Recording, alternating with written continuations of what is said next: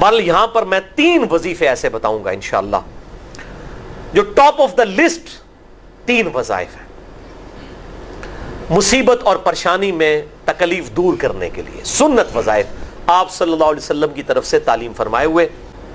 پہلا وظیفہ ہے یہ لا الہ الا انت سبحانک انی کنت من الظالمین کا۔ لا الہ الا انت سبحانک، نہیں ہے کوئی معبود سوائے تیرے اور تو تو پاک ہے اللہ، تو تو غلطی کر ہی نہیں سکتا۔ انی کنت من الظالمین، بے شک میں ہی خطا کار ہوں، میں ہی ظلم کرنے والا ہوں، میں ہی غلطی کرنے والا ہوں۔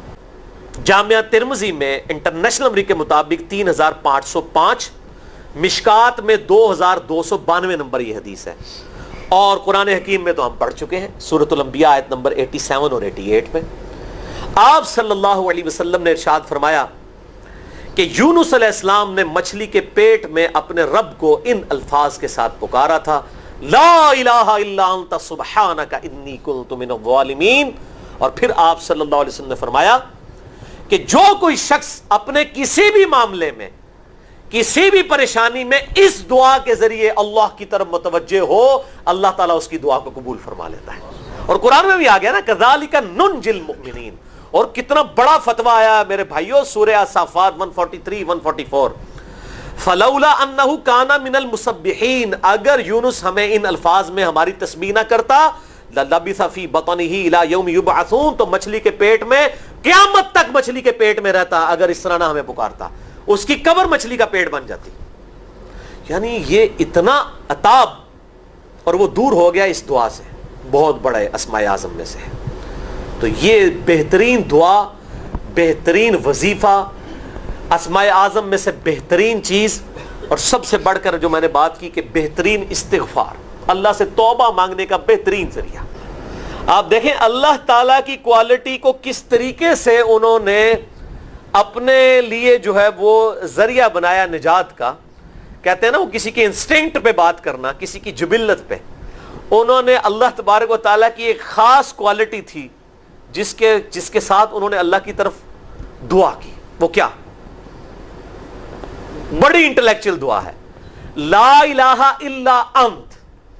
اے اللہ تیرے سوا کوئی معبود نہیں ہے، یہ توحید کو پہلے نمبر پہ لے گئے۔ انت سبحانک، اے اللہ تو پاک ہے، تو غلطی کر ہی نہیں سکتا کیونکہ تو پاک ہے۔ انی کنت من الظالمین، میں تو انسان ہوں، میں تو غلطی کروں گا۔ اب جب اللہ تعالیٰ کو آپ اس طریقے سے کہیں گے اللہ تیرے کو تو غلطی نہیں ہوندی، میں تو بندہ آنا تو غلطی تو کراں گا، کیا زبردست انداز ہے اللہ کو پکارنے کا۔ اس پہ پھر نجات ہی ملنی تھی نا۔ اللہ تعالیٰ کی وہ کوالٹی انہوں نے ذکر کی ہے، اللہ میں تو بندہ ہوں نا تو غلطی کروں گا نا، تجھ سے تو غلطی نہیں ہونی، تو پاک ہے، غلطی تو میں نہیں کرنی ہے نا، تجھ سے تو ہو نہیں سکتی، جب میں کر بیٹھا ہوں تو معاف کر دینا۔ بہترین دعا ہے واللہ، بہترین استغفار ہے، اور صحیح بخاری اور مسلم کی متفق علیہ حدیث ہے، جب آپ تشہد میں بیٹھو تو درود شریف کے بعد جو اپنے رب سے چاہو مانگو، اس میں یہ دعا بھی آپ اپنے اوپر لازم کریں، یہ اسماء اعظم میں سے ہے، اپنی دعاؤں میں اس دعا کو کریں۔ دعا کی قبولیت کے لیے یہ آپ سمجھیں اللہ تعالیٰ کی طرف سے کیٹلسٹ ہے، جسے ہم وہ کیمسٹری میں کہتے ہیں کیٹلسٹ، کیمیکل ریئیکشن کو تیز کرنے والا، یہ کیٹلسٹ ہے۔ لا الہ الا انت سبحانک انی کنت من الظالمین۔ دوسرا وظیفہ وہ بھی جامعہ ترمذی میں انٹرنیشنل نمبر کے مطابق 3524 نمبر حدیث ہے، لیکن ترمذی کا طریق جو ہے وہ ضعیف ہے۔ یہ میں پہلے بتا دوں، امام ترمذی نے ساتھ لکھا ہے یہ روایت کمزور ہے، لیکن ضروری نہیں ہوتی کہ روایت اگر ترمذی میں کمزور ہے تو کہیں اور وہ روایت صحیح نہیں موجود ہے۔ اس کی صحیح سند المستدرک للحاکم میں انٹرنیشنل نمبر کے مطابق 1862 نمبر موجود ہے، اور سنن نسائی الکبریٰ میں 10492 نمبر ہے، اور مشکات میں بھی 2454 نمبر حدیث ہے انٹرنیشنل نمبر کے مطابق۔ تو صحیح سند المستدرک للحاکم اور سنن نسائی الکبریٰ کے اندر موجود ہے، اور وہ وظیفہ ہے انس ابن مالک کہتے ہیں اور سعد ابن ابی وقاص کہتے ہیں رضی اللہ تعالی عنہما وعلیہم السلام، کہ آپ صلی اللہ علیہ وسلم کو جب کبھی کوئی تکلیف یا پریشانی پہنچتی تو آپ صلی اللہ علیہ وآلہ وسلم ہمیشہ ان الفاظ میں اپنے رب کو پکارا کرتے ہیں۔ یا حی یا قیوم برحمتک استغیث، اے خود سے زندہ ہر چیز کو تھامنے والے، میں تیری رحمت کے ساتھ تیری مدد کا سوال کرتا ہوں۔ استغیث بولیں گے نا الف کے ساتھ، حمزہ کے ساتھ، تو یہ سنگولر کا صیغہ ہوگا، اور اگر ہم بولیں گے نستغیث نون کے ساتھ تو یہ جمع کا صیغہ بن جائے گا۔ کتنی بہترین دعا ہے، اے خود سے زندہ ہر چیز کو تھامنے والے، میں تیری رحمت کے ساتھ تیری مدد کا سوال کرتا ہوں۔ تو یہ بھی اسماء اعظم میں سے ہے۔ بہرحال یہ دوسرا وظیفہ ہو گیا۔ اب تیسرا وظیفہ جو ہے کمال وظیفہ، صحیح بخاری میں موجود ہے، انٹرنیشنل نمبر کے مطابق 4563 نمبر۔ ابن عباس رضی اللہ تعالی عنہما کہتے ہیں وعلیہم السلام، وہ کہتے ہیں کہ سیدنا ابراہیم علیہ السلام کو جب آگ میں پھینک رہے تھے نا، تو ابراہیم علیہ السلام نے اس وقت کہا تھا حسبنا اللہ ونعم الوکیل،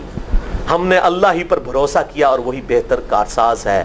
اور تمہارے نبی صلی اللہ علیہ وسلم کو بھی جب مصیبت اور پریشانی آتی تھی وہ بھی پڑھا کرتے تھے حسبنا اللہ ونعم الوکیل، ہم نے اللہ ہی پر بھروسہ کیا اور وہی بہتر کارساز ہے۔ اس کے بعد وہ شعر جو بنا دیا نا، نعم المولا و نعم النصیر، ویسے الگ سے آیت ہے،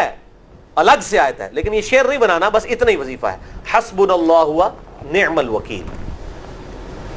اور یہ جو انہوں نے کہا کہ نبی صلی اللہ علیہ وسلم بھی یہ کہتے تھے، اس کا ذکر الحمدللہ قرآن میں بھی موجود ہے، اس سے بھی بڑھ کر سورہ آل عمران کی 173 نمبر آیت میں ہے کہ جب نبی صلی اللہ علیہ وسلم اور اہل ایمان کو یہ خبر پہنچی کہ کافر ان کے خلاف سازشیں کر رہے ہیں، تو نبی اور اہل ایمان نے پکارا حسبنا اللہ و نعم الوکیل۔ تو حسبنا اللہ و نعم الوکیل قرآن کی آیت بھی ہے، اور یہ ہے وہ آیت، وظیفہ قرآن میں آیا ہوا ہے یہ،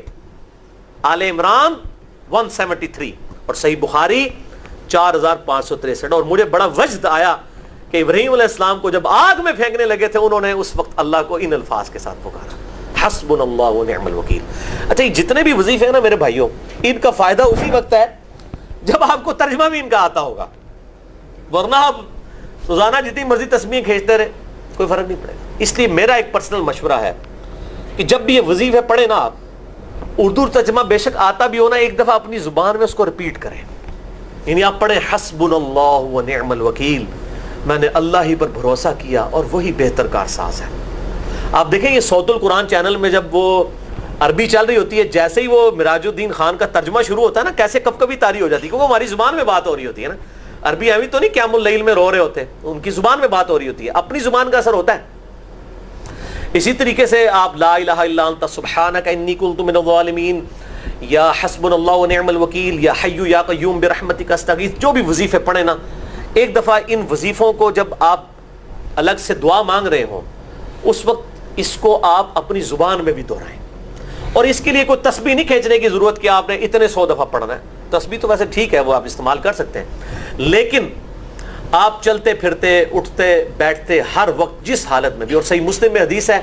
کہ یہ جو وظائف ہیں ان کے لیے تو کوئی وضو بھی کیا، غسل بھی پروٹوکول نہیں ہے۔ اب عائشہ کہتی ہیں نبی صلی اللہ علیہ وسلم حالت جنابت میں بھی اللہ کو یاد کر لیا کرتے تھے، صحیح مسلم میں حدیث موجود ہے،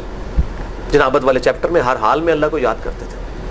اور جو قرآن میں بھی دعائیں یا اذکار آئی ہیں نا، جب آپ حالت جنابت میں بھی اس کو کریں گے نا، تو اس پہ قرآن کا حکم نہیں لگے گا۔ تو جامعہ ترمذی اور ابو داؤد میں جو حدیث ہے کہ حضرت علی کہتے ہیں نبی صلی اللہ علیہ وسلم کو حالت جنابت کے علاوہ کوئی اور حالت قرآن پڑھنے سے مانے نہیں ہوتی تھی، تو اس سے مراد قرآن کی تلاوت ہے۔ اگر قرآن کی دعائیں جیسے ہیں بسم اللہ الرحمن الرحیم، یہ بھی تو قرآن ہے، سبحان اللہ بھی تو قرآن ہے، الحمدللہ بھی تو، یہ اذکار جو ہے نا، جب آپ اذکار کی نیت سے پڑھ رہے ہوں گے پھر یہ قرآن نہیں شمار ہوں گے، ذکر شمار ہوں گے، اور اس کے لیے نہ وضو پروٹوکول ہے اور نہ غسل کا ہونا ضروری ہے، ہر حال میں اللہ کو یاد کر۔